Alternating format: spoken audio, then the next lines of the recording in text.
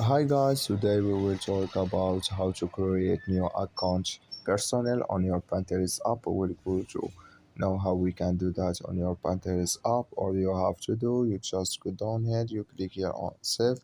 then you come to your profile here on next window, then you just go up, you click here on app, then it's going to show for your window like this, then you just click here on settings, then you come to settings window here and you just click here on add account, then you come to next window here or add account window here and you just click here on create a new personal account, and it's going to take you with this window and you can open your account with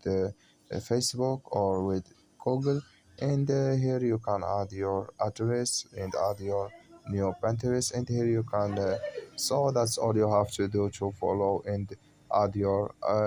account. Thank you for watching. Don't forget to support us by liking, subscribe, and see you next video.